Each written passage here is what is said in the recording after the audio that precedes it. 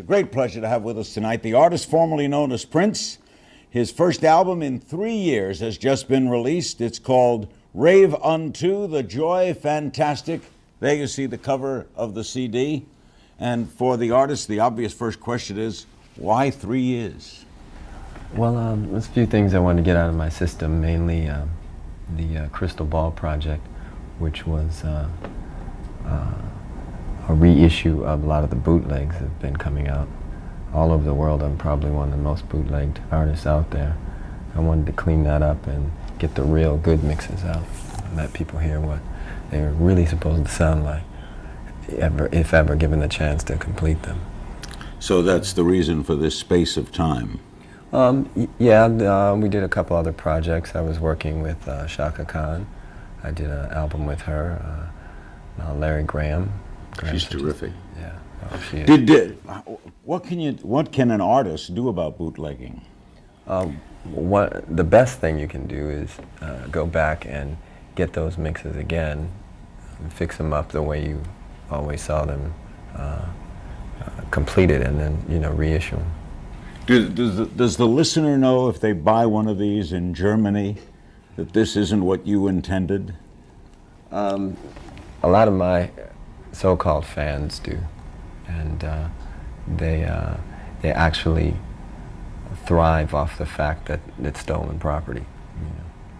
You would admit yourself an unusual personality. Depends. I mean, well, let's say you're different. As compared to what? As compared to most people in, let's say, show business, you're an unusual person. Most people don't get famous with one name and then change it, right? Would you say? What's the story of that, by the way? I had searched deep within my heart and spirit, and I wanted to make a change and move to a new plateau in my life. And one of the ways in which I did that was to change my name. It sort of divorced me from the past and all the hang-ups that go along with it. I was, as it's been well chronicled, in deep dispute with my record label. And Which is Warner Brothers, right? Yeah. Which owns this network, I might add. They do?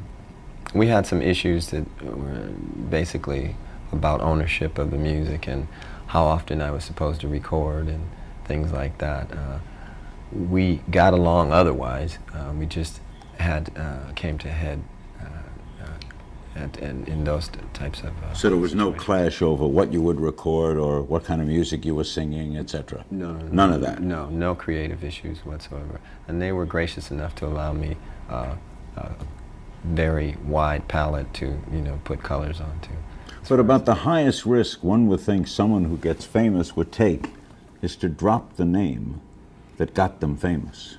Well, that was one of the things that I dealt with, is that I really searched deep within to find out the answer to whether fame was most important to me or my spiritual well-being, and I chose the latter. Was it difficult to not be what you had become known as? You mean? I think, well, let's say the only other famous person I know who did this was Cassius Clay. He's a dear friend, and he changed his name to Muhammad Ali as heavyweight champion of the world. That was incredible. To change your name, that was due to a faith belief. But he wasn't selling records. He was in the ring, and as long as he won, it sold. You, though, a person in show business, is almost dependent on recognition. You stopped being Prince. Well, that's a good point. I pretty much wanted to be dependent upon God, and when you get the inner calling to do something and you know that you're being inspired by God, you pretty much know you better answer that call or suffer the consequences. You think this was God-inspired as well? I do believe, yes. Why then did you choose the artist formerly known as? Well, I didn't choose that. That was chosen. It chosen for you? Yeah, pretty much. What would you have chosen? I mean, did you think of a name? What is your name at birth? My name at birth was Prince Rogers Nelson. Yeah. So did you think of Nelson? No. Rogers? No. Were you thinking of a name? No, it didn't come to me like that. So how did the artist formerly known as come about? Well, that came up through people's problem with, mainly the media's problem with not having a pronunciation for the symbol. So they had to come up with something, I guess. So the artist formerly known as is a media invention, Yes, sir. not your invention. No, sir. You're a symbol. Uh-huh. Okay, how do you promote a symbol? Well, what we found is throughout the world, if you hold this up and show it to people what they think of, they will say Prince. Obviously. Yeah. So you obviously made it famous. Yeah, I think so. Yeah. Can you tell us what it signifies? Well, me. No, but I mean how you chose it. You designed it? It's sort of come about over time. I've always morphed the female and the male symbol together. Show it again. Let me see that. Yeah, and it works. It's pretty cool, ain't it? Makes for great jewelry too. Has it been copied? Oh yeah. Stores sell this everywhere? Well, a lot of times you'll find, like I say, so-called fans on the internet, which is kind of a problem sometimes, because once they use the symbol, it's as though I've endorsed whatever it is that they have for sale, and Can you copyright that? it is copyrighted. So you can't be ripped off by it. No. We've been showing it on the bottom of the screen so that people tune in, they know who we're watching Oh, here. cool. There it is. Look at that. See that? Now, all right. That's cool, It's right? a class act. This is a, Hey, this CNN, man, we don't fool around. We'll be right back with the artist formerly known as Prince. We've got to talk about his album, his extraordinary life. We'll be taking your phone calls as well. He's got a concert coming up, and the album, Rave Unto the Joy Fantastic, is now out. Don't bootleg it, buy it. We'll be right back. We're back with the artist, and the new album is Rave Unto the Joy Fantastic. And he now calls himself the artist. In print, however, it is just a symbol. We gave him the name. He'd want to trace his early life, an incredible story. But you live in Spain, right? I like to say that I live in the world, but I'm not of it. I travel a lot. I call Spain home now. I also have a home in Minnesota. Yeah. Still in Minnesota. Yeah. Roots. Yeah. Why Spain? What I found that I like most is from 2 to 5, everything just shuts down. Siesta. Yeah, and everybody just chills and they take a moment to just gather their senses. I think, we probably need to do that here in America sometimes. So. No, what do you, at 2 o'clock every afternoon, you stop doing whatever you're doing? Well, there's no stores and shopping and things like that. All that shuts down and just allows everybody a chance to just regroup and, think about life. Do you still have a fondness for Minneapolis? Oh, yeah, absolutely. What was it like growing up there? There aren't many blacks in Minneapolis. Right? I was talking to Dave Winfield the other night. It was about 1% maybe. Yeah, it was interesting for me because I grew up getting a wider array of music. I grew up with Santana and Larry Graham and Fleetwood Mac, all kinds of different things, So that was very cool. Good place to grow up? Yes, sir. Well, you had a rough childhood, didn't you? In some respects. Did that affect your music? I don't think so. No, I think it probably helped me to look inside to know that I had to do for self. Yeah. You had a rough time with parents. I mean, that's all resolved now. But you had a rough time with your father, right? I wouldn't call it rough. I mean, he was very strict disciplinarian, but all fathers were. I learned the difference between right and wrong, so I don't consider it so rough. Would you look back and say you were glad he was that way? Well, as I go through this journey, I don't look back much at all.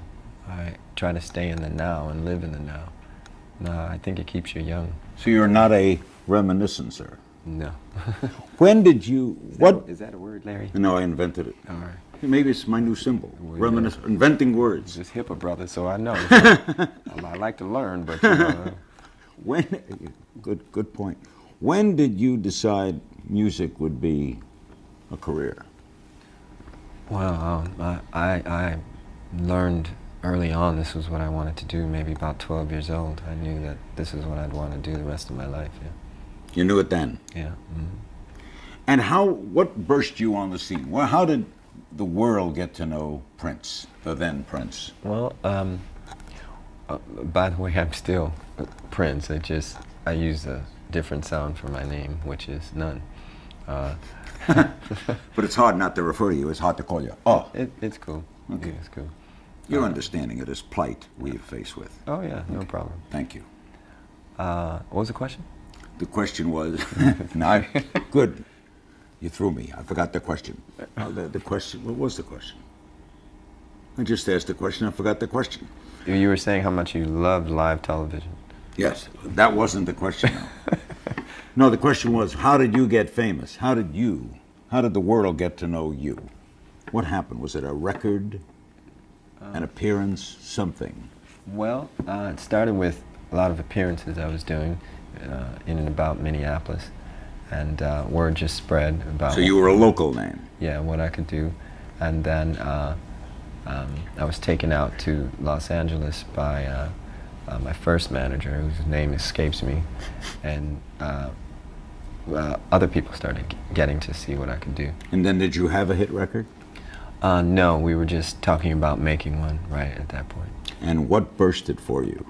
What did it for you? The song? Yeah. Song was called Soft and Wet. And that was the first. Immediately became a hit, and you were known?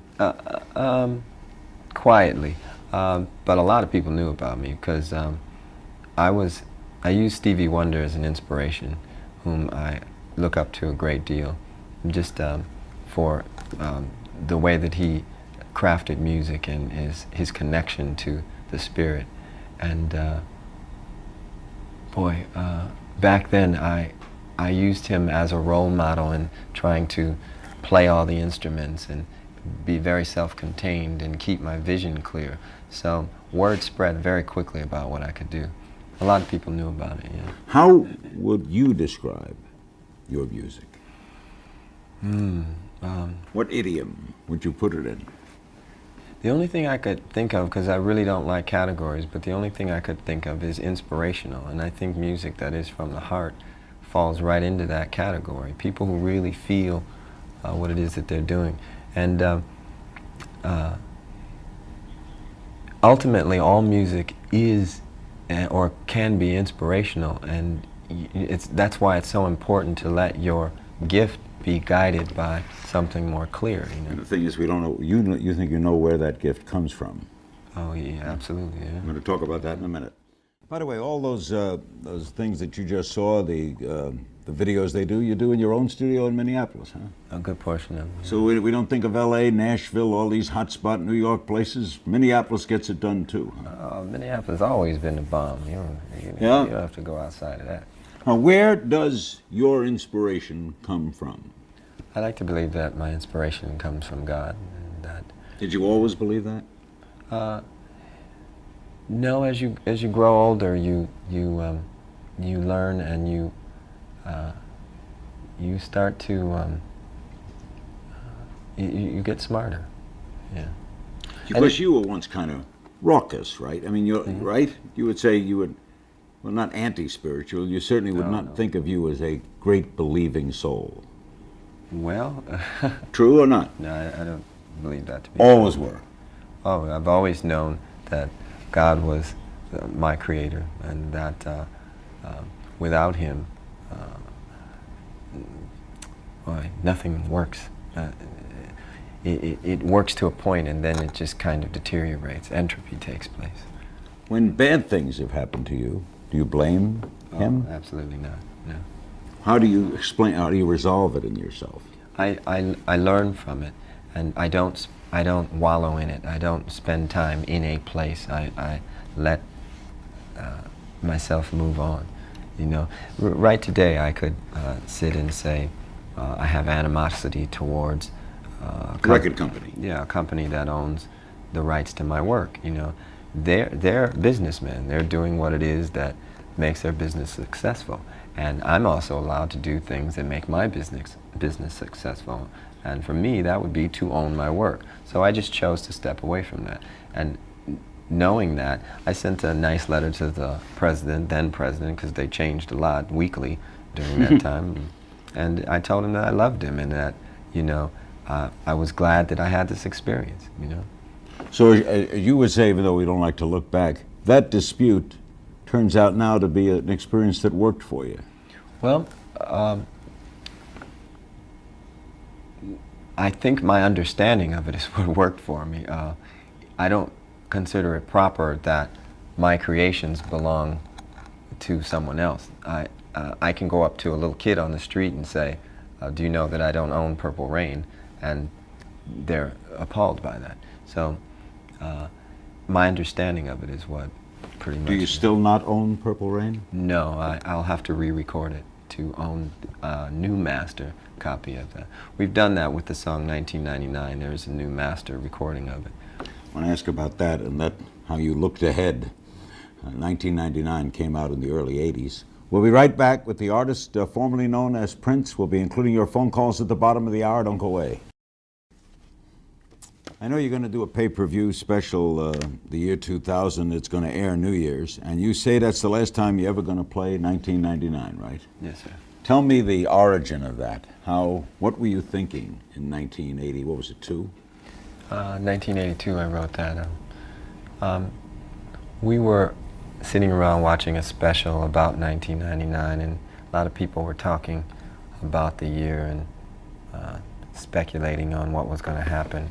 And I just found it real ironic how everyone that was around me, whom I thought to be very optimistic people, were dreading those days. And I always knew I'd be cool. I never felt like this was going to be a rough time for me.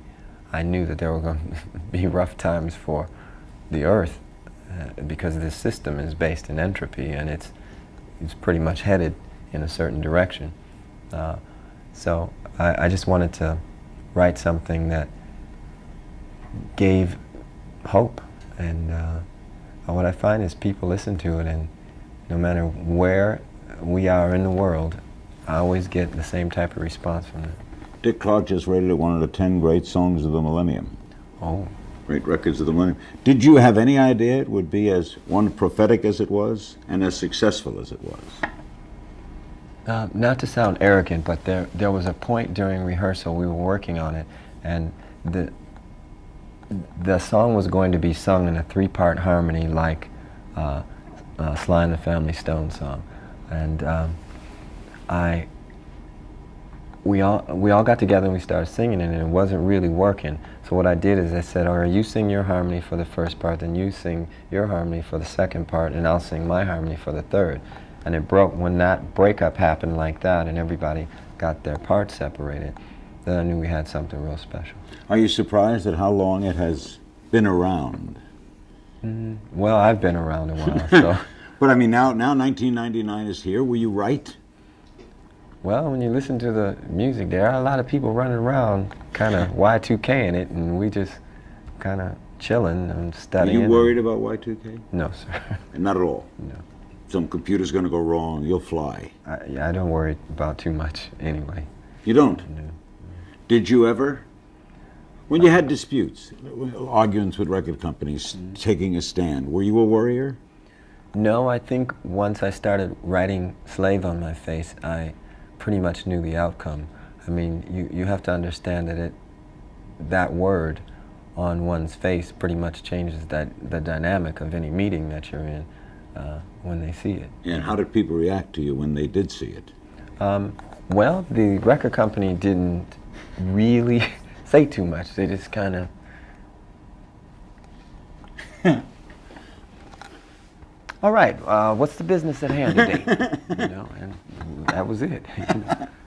We'll take a break and we'll come back with the artist formerly known as Prince. You got a concert coming up? Yes, sir. Where? It's going to be from our soundstage at Paisley Park. You need to come. It's going When to is be it? Off the chart. Well, Why do we have to? Why we can't announce when it is? no, because it's going to air on Oh, it's going to air. I see. First secret I've ever. I feel like I'm doing the old game show. We'll be right back with the artist formerly known as Prince. Don't forget the concert. It's on. Don't go away. Yeah. This pay-per-view concert will air New Year's Eve for only $19.99. It's as low as you get in pay-per-view. And you can order it from In Demand. A lot of guest stars in this, too? Oh, yeah. I just spoke with Lenny Kravitz. He's going to come jam with us. We got Maceo Parker, Larry Graham, the Family Stone. We're trying to get Sly out of his crib so he can come down. Who else? Mavis Staples. She's going to do a couple numbers. The great Larry Graham's going to join us at the end of the show. He's maybe the great bass player in the world. Certainly one of the best. Well, if you ask me, that's it. Right. Legends live. Yeah. You are now, what, 42 years old? So they tell me. I Do you don't. feel 42? No, I don't count birthdays. You don't celebrate them either? No. No happy birthday? No. Right, okay. Let's take a call. St. Louis for the artist formerly known as Prince. Hello. Hi, how are you? Hi. Good. I've been a friend since '78. My favorite cut on the Rave album is So Far, So Pleased. And I wanted to know what inspired you to add this to Rave, because it seems like it's really different from the rest of the cuts. So I just want to know. I think my my love of rock music and living in Minneapolis, I'm always going to have my guitar in the mix somewhere. And the chance that I got to work with Gwen Stefani, I wanted something that she sounded really cool on, so I put that on there. Has a lot of music affected you? Do you like jazz music? Oh, yes, sir. Miles Davis, I learned a lot from. I learned a lot about space from Miles. Space is a sound, too, and can be used very inventively. He was also technically a great player, was he not? Yes, so they say, yeah. The Purple Rain concept, autobiographical? Semi, yeah. Albert Magnoli wrote that, the script for that. My whole thing was I really wanted to chronicle the life I was living at the time, which was in a area that had a lot of great talent and a lot of rivalries. The Time and I forgot to mention, they will be on the pay-per-view special. You got to see them now. They're crazy. So I wanted to chronicle that that vibe of Were my you life. surprised at its success? It's not pompous. Maybe you weren't. Maybe you knew you had something. Well, you can kind of get a feel. There was no movie out like that at the time. That's what I tend to do in all the things that I do is, the ideal with art and inspiration is to try to let it grow and move forward. If there's stagnation, you can always come with something and cut through the maze. So do you sense that you're different? In that regard, you're unique. Yeah, my music, I think, is different, yes. Cambridge, hello.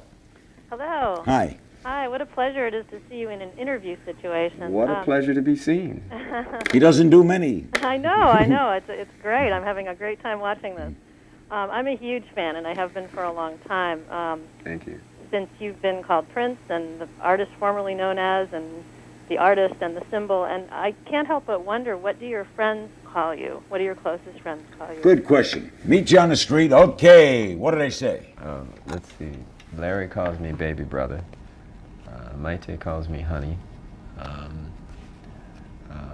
Let's see. My enemies call me squiggle and all kinds of crazy.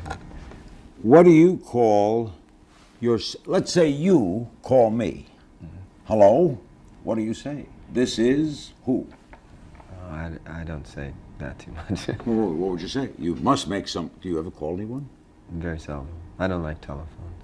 You don't? No. So it's rare that you hit a button and dial a number. Usually the people I call are people that I'm close to, and they know my voice. What does Maite call you? Honey. She never really called me Prince. She never, even when you were Prince? Yeah, she never used that. There she is. How is she doing? Oh, perfect. She is in Spain? No, she's in Miami now. She's visiting her mother. So on the Purple Rain thing, you could say you expected it, not surprised that it went as well as it did. I expected it. I think because there was, like I said, there was nothing out like it at the time, and if only for Morris Day's performance, I thought he was incredible in it, and the music, we were at a very good place musically. Right today, I feel like I could put together something equally as interesting, and it would be as successful if the right people are getting paid. You know, that may sound strange, but this is a business, and when people are involved in it, you have successes, you know, and I understand that, and I knew there would be times where records wouldn't sell as much when I got away from those particular people, but I was cool with that because success pretty much is what you make it to be. So you're saying then you do need the suits, so to speak. It depends on what you gauge success to be.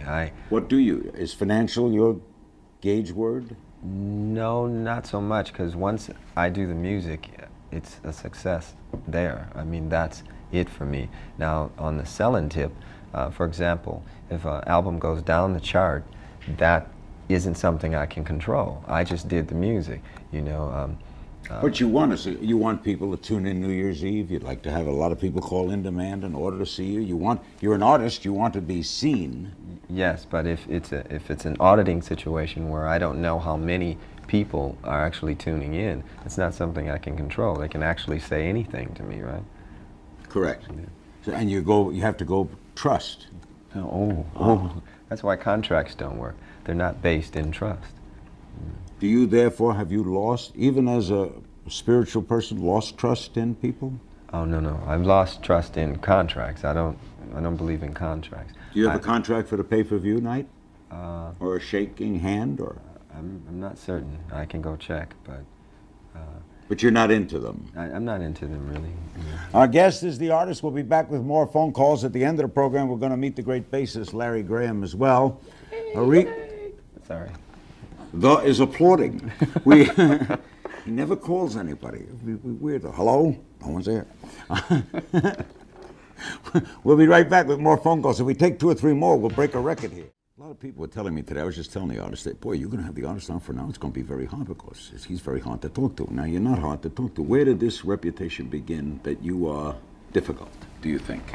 And I'm mad you're not hearing it here for the first time. Yeah, probably where all reputations begin. I think the media plays a big part in one's perception of me. Until one sits down and actually talks to me, they can't really know me. Well, should you have been more public? Should you have done more of things like this? No, I kind of did what I wanted to do.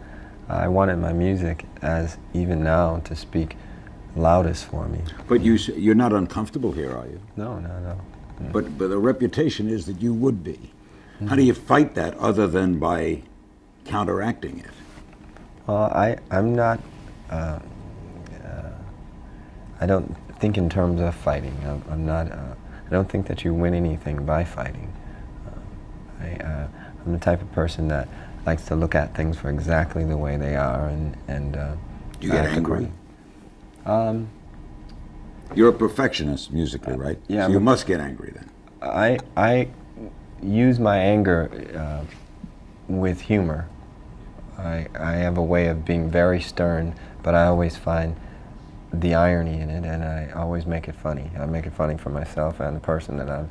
So the person you're directing at is not humbled or made to feel less than a human? Well, no one can make you feel anything. You pretty much are going to fall in there if you aren't spiritually based. How do you handle that aspect of the media which has often given you trouble, the tabloids? I don't have trouble with anybody, really. You don't? Do you read them? No. Do you hear about them? Very seldom. Do you think any part of a personality's private life is our business? Do you think your marriage is our business? Well, I'm like this. My music is my music. That's pretty much what you come to the party for. Naturally. If I give you something else, that's me giving you something else. If you seek something else, then there's something inside of you that's lacking, I would think. So I think that personal actually means personal. And But do you wonder why the public wants to know? Don't wonder. No. Are you interested in the personal lives of other people? See, Michael Jordan. Let's see who. Yeah, are you interested in Michael Jordan? You're a big fan of Michael Jordan. Big fan of Michael Jordan. Are you interested in how his marriage goes? No. No. Interested in how he gets along with his children? Nope. No. I'm just interested in how he gets along with that rim. Well said. Before we take a break and meet Larry Graham, let's take another call. Houston, hello. Hi, it's a pleasure to talk to you, sir. I've always known you to be a spiritual and God-loving person, and I've always respected that and your music, and I've known that you've always thanked God on every one of your CDs, and that has inspired me all my life. I love God myself. Was that part of your inspiration is becoming a bassist? We lost that what? Oh, I'm sorry, we lost the call. I can finish it for her. Oh, what was your earliest inspiration, she's asked. That was I was discussing this with Larry today. We were just discussing the word inspiration and where we think it originated from. And Ultimately, if you go back, your father may inspire you, and then that your father, his father inspired him, and his father may have inspired him. eventually we get to Adam. Yeah, and eventually Adam had a father, So, yeah, inspiration comes from God. That's the original source. And so to use your gift in a creative fashion, that's the best thing you can do. We're going to take a break and come back, and we'll be joined to finish the program by one of the great bassists of all time. He now is the bassist with the artist. The great Larry Graham will join us right after. His bassist, the great Larry Graham. How did you hook up with this? Why are you part of the concert? We got a new name. Wait a minute now. Come on, man. What else? What are we going to call it? Here go the media again, man. I don't know. Okay, what you name it. Tune in for what? How did you hook up? Raven to the Joy 2000. How did you hook up with him? Well, actually, just let me say something right quick before we get into that. Thank you for having me on the show, and I've watched many of your shows, and I think you're a great person. And the picture you just showed me, your little baby, was just blew me away. Congratulations on that. Little chance. And, You like him too. Yeah. But thanks for having me here. I've watched many of your shows, and I think you're wonderful. And How did you I hook thought up? about, what am I going to wear? So I think I'll let Larry King inspire my attire. So this is my Larry King look. King look. Well, we're close on time, so tell me how you got together with We him. were in Nashville, and I was playing a concert at the small venue, and Baby Brother was playing a concert at the larger venue, and he found out I was there, called me, and said, hey, we're going to have a jam session tonight after the show. Would you like to come? And so I went, and we walked into the club. My wife reached in her purse and pulled out my fuzz pedal and my chords. That's love. That's love right there. And hooked me up, and that was the first time we got a chance to play together. And that night, we said everything that we never got a chance to say to each other over the years. We talked through our music. And when that night was finished, I knew so much more about him, and he knew so much more about me, and we connected from then on. And after that, he said, well, I'm going to be going on tour. Would you join me? And we did one show, then another show, then another show. And How important is the bass? Oh, man. The bass is, that's it. It's B-A-S-E, not B-A-S-S. That's a fish. B-A-S-E. Yeah, good point. How good is he? No, man, he's taught me so much about respecting one another, musicians listening to one another, and just the sound of his bass it's undeniable. How good? What do you put in the jacket? You're cold, huh? Yeah, it's cold. Yeah, we might tell the audience. yeah, it's freezing. Yeah. This is above and beyond. It's Purple Heart Night. I don't want my voice to start shaking and Forget folks think I'm Purple. nervous. Forget Purple. We're almost out of time. How great is he? Well, I tell you this, the greatest musician that I've worked with, because I've worked with other musicians that were great, but they didn't allow me to really have the freedom that I needed to be able to give them all that I could give them. With Baby Brother, he allows me the freedom to give all that I can give, and as a result, what we're doing now, when you hear it, you can see that it's coming from the heart, which is why we're touching hearts. Unselfish. Totally unselfish. Great pleasure meeting.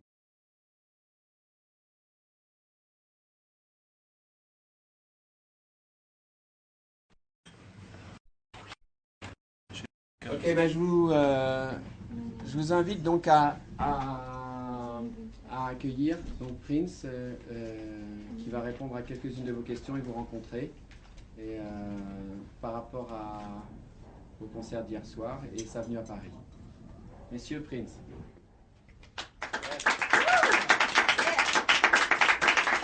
Did he say nice things? Yeah.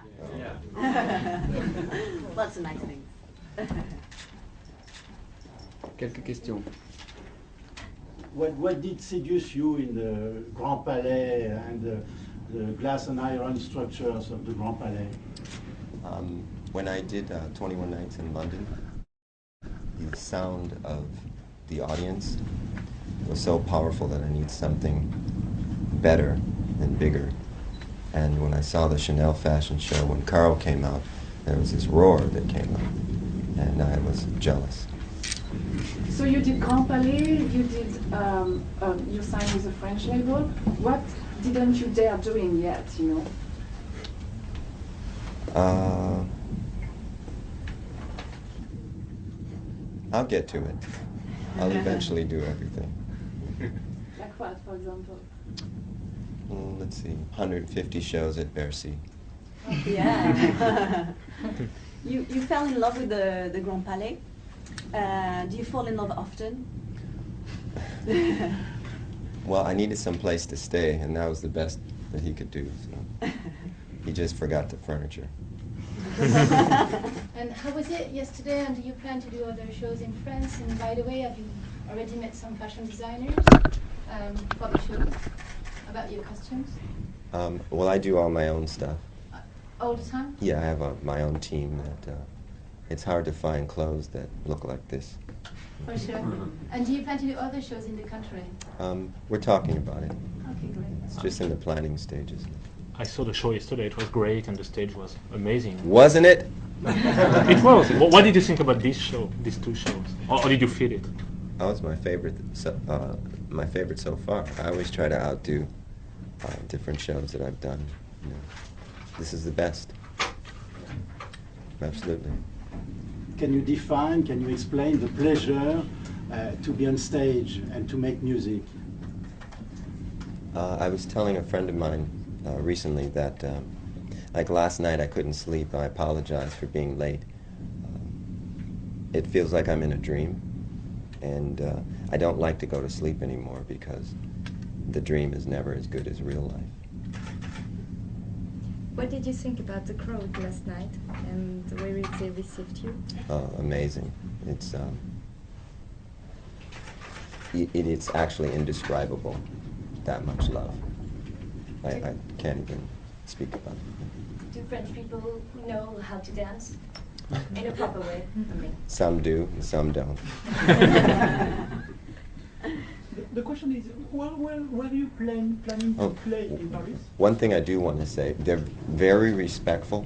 We asked that no one use camera phones, and they honored that request, unlike Americans who are so obsessed with technology.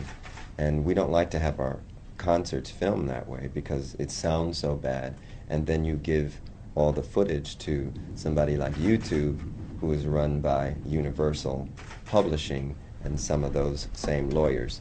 A lot of people don't know that. They just see the logos, but we know all the behind-the-scenes guys.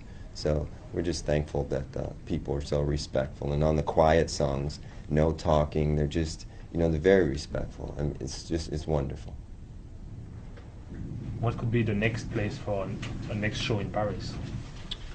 Ooh, well, it's going to be hard after last night. I got to think about it.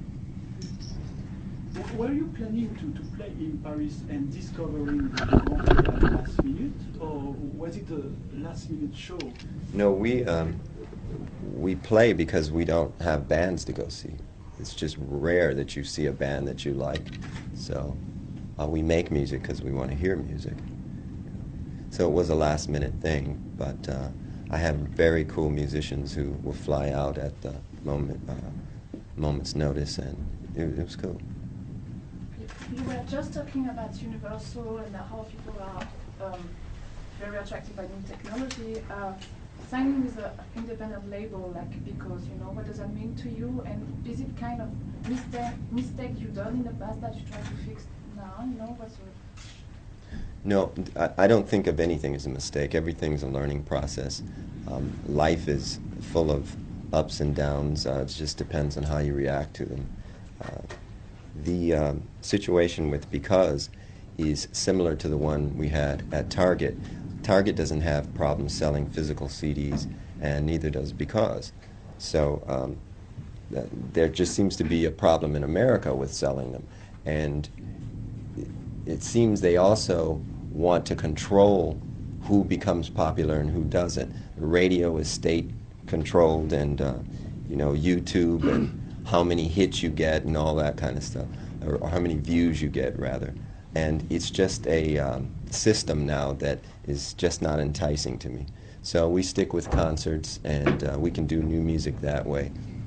Might be a time in the future where technology will be advanced so that people can bring the technology to the concerts, and they can record the shows right then on the spot. You know, we'll just see, you know. About your time in Paris, this city gives you admiration or inspiration even? It's a very erotic town, so it's very inspirational. Do you like French food? No. So, talking about erotic, in LPL song, you're thinking Dance For Me, I like it when you dance for me. Were you thinking about somebody special? Yes. Who? I was looking in the mirror when I wrote it. How does it feel to be Prince today? It's indescribable. It's impossible. Really impossible. You're one of the best guitarists in the world. What do you think about Guitar Hero? In these kind of games where you become a musician all of a sudden. Well, do you actually learn how to play the guitar? No. Well, there you go. It took a long time to learn how to play like I wanted to. So I respect somebody that puts that much effort into it. You think that I'm a basketball hero one day? It takes a lot to become LeBron James. Sure. A lot of work. How long will you stay in Paris, and what will you do in the next days? That's the boss. I do what he tells me to do. You struggled a lot for your artistic freedom. Now it seems that you have totally artistic freedom. How does it feel? I mean, you can play whenever you want, where you want. Well, these are the days I was looking forward to. Like I say, it's hard to sleep because the options are, they're so numerous. So it was worth the fight, it was worth the struggle that we went through. I advise every artist to go through it, if they can, you know. And cream rises to the top anyway, so. Real free music doesn't mean that you don't pay for it, it just means that there's no authoritarian figure telling you what you're supposed to do with it. Is internet opening new doors for you now? Come again? Is internet opening new doors for you? It's a tool. It's not a means to an end by no stretch. My concerts have always been dear to me, and it's almost a shame that I got so good at making records, because the medium is dying now. So until something new happens and we get some laws with restrictions to how media is used and how the revenue is shared, then I just stick with the live stuff. And every once in a while we'll do records. I make records all the time, though. There's tons of stuff in the vault, and we'll see. It'll come out one of these days. Would you be interested in using cinema and images again to do something different with the music? There again, we're just waiting. Maybe after 2012, we'll see. But everything's going to change. There's going to be different people running companies. Manuel was talking about artists run companies and different things like that. will.i.am is a friend of mine, and we talk a lot about what the future will look like and how people will actually get music, and it has nothing to do with lawyers and accountants that have nothing to say in regards to the creative process. Have you found satisfaction in your work, and are you a happy man today? Very happy, more happy than ever, actually. You used to write slave on your cheek, you know. I did? That wasn't me. But if you have to change your name again, what would you change it for? I like this name. I think it fits. And your work is genius. Who is qualified to critique your music today? Nobody. And do you listen to anyone else other than you? If there are other singers, we were talking about will.i.am, maybe others? I like will.i.am, his business sense and how he sees the world is very interesting. He's very technology driven, but let's remember he did write My Humps. So I do love Anna Mora. I love her music. Listen to that a lot. Bria Valente. I love female vocalists, mostly. Esperanza Spalding. I look forward to hearing what she's going to do in the future. She's really talented. But there again, she's a musician, so is Anna. They work very hard at the craft. They take care of their instruments. If you were to write the definition of the word funky in a dictionary, what would the definition be? If you can describe it, you ain't funky. Okay, monsieur. Is there any question that you want to be asked? Ask me about God. And what do we want to say? You need him. We all do. Thanks. Thanks. Thank you very much. Half of the Latino community, I'd like to say thank you. Wait a minute. We can eat and we can drink and we can see Prince for $25.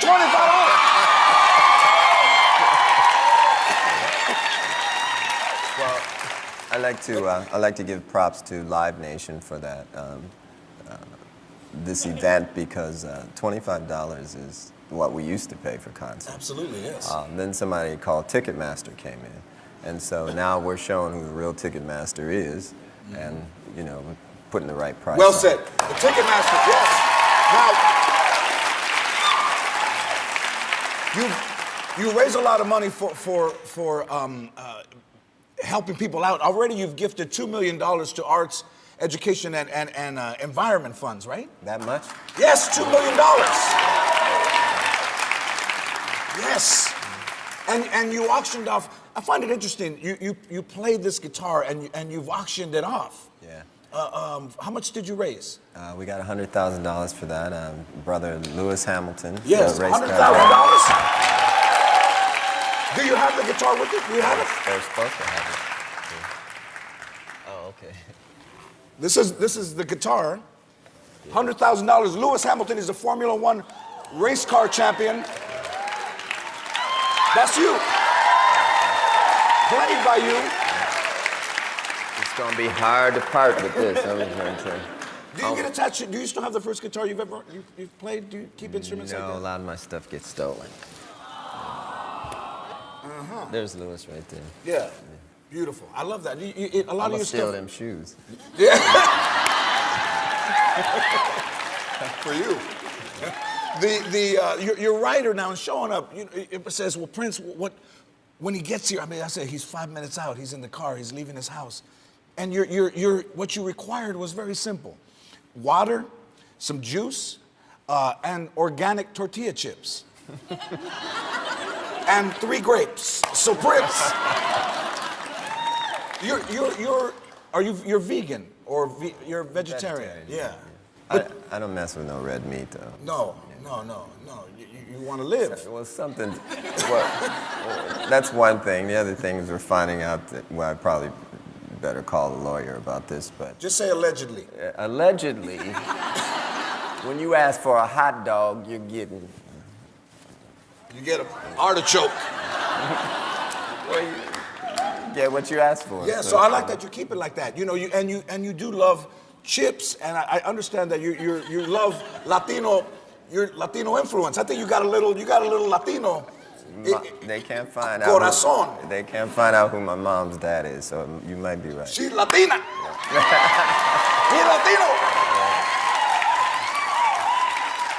Now, do you ever just kick it and go to Olive Garden with like a sweatsuit?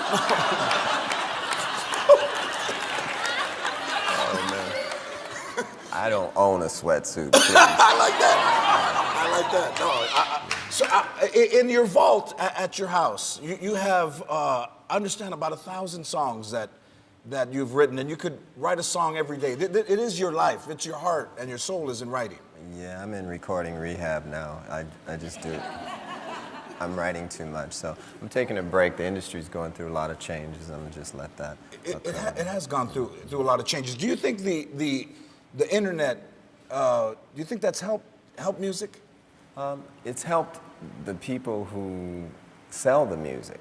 You know, for an artist, you know, they don't make the money they used to. And I think we tend not to value things we can get for free. Right.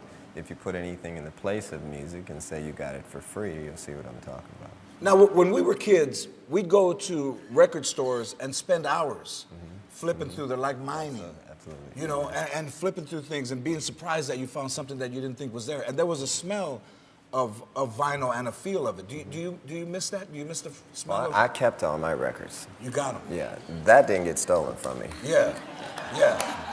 I imagine that you would have a huge collection and prefer to listen to music on vinyl.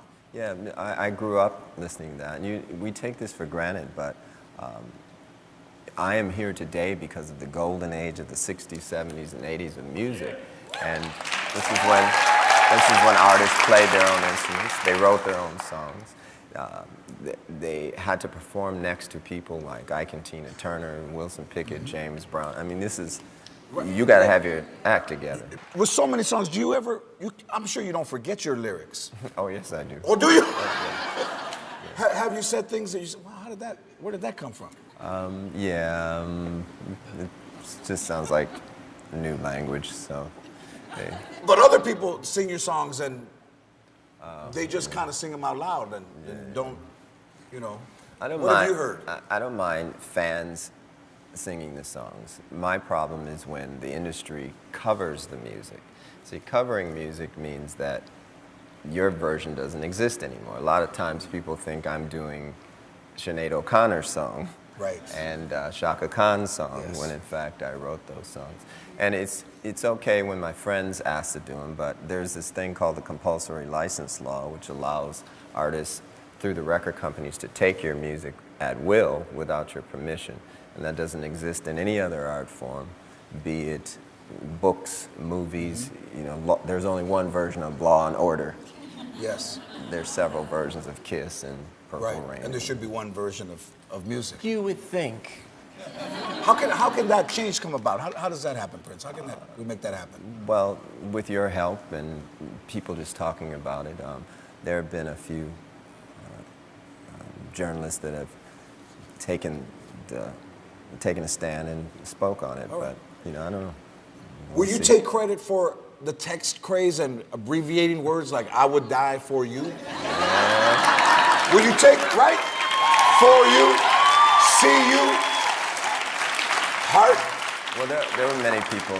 There were many people playing with words and language for all of history, but there's so much craziness on the internet now. I don't want to take no credit for that. Well said. Prince will be back to perform another song. Prince, what will you perform? You're about to see Prince in his first interview for television. Now, he took a stab at being interviewed in print a few months ago, but this is the first time Prince has ever agreed to talk in front of cameras. The questions were provided by MTV's news department, and the person you'll hear asking them, at Prince's request, is his manager, Steve Fargnoli. Now, Prince is not alone here. The interview was shot at the filming of his new video, America, and the people that you're going to see with him are extras from the video. For the first time on television, this is Prince. One thing I'd like to say is that I don't live in a prison, and I'm not afraid of anything. I haven't built any walls around myself. I'm just like anyone else. I need love and water. And I don't really consider myself a superstar. I live in a small town and I always will. Because I can walk around and be me.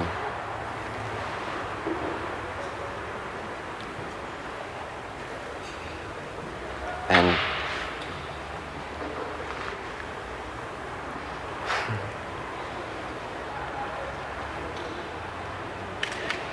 that's all I want to be. That's all I ever tried to be. I didn't know what was going to happen. I just tried to do my best. And if somebody dug it, then James Brown played a big influence on my style. When I was about 10 years old, my stepdad put me on the stage with him, and I danced a little bit until the bodyguard took me off. The reason why I like James Brown so much is on my way backstage, on my way out, I saw some of the finest dancing girls I've ever seen in my life. And I think in that respect, he influenced me by his control over his group, his dancing girls, his apples, and his oranges. Comparing you to Hendrix when you play guitar. A lot had to do with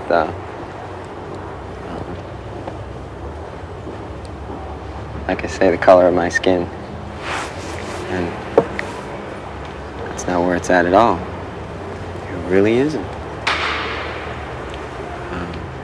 Hendrix was very good, but there'll never be another one like him, and it would be a pity to try.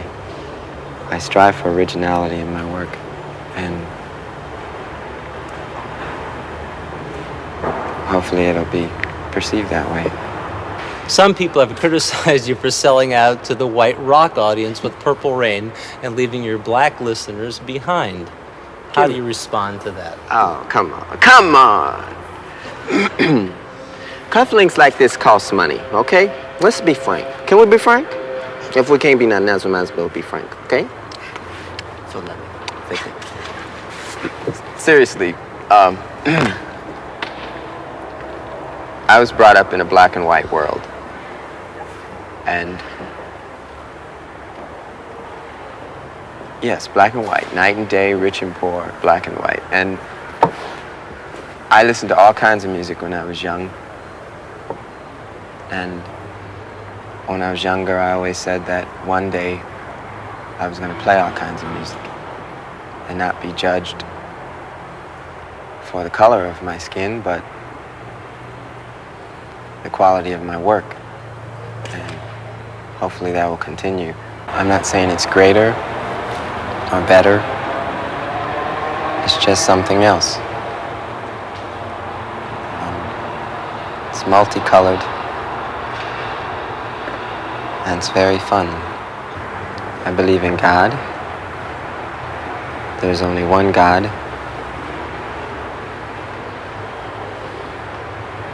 And I believe in the afterworld. And hopefully, we'll all see it. I've been accused of a lot of things contrary to this. And I just want people to know that I'm very sincere in my beliefs. And I pray every night. And I don't ask for much. I just say thank you.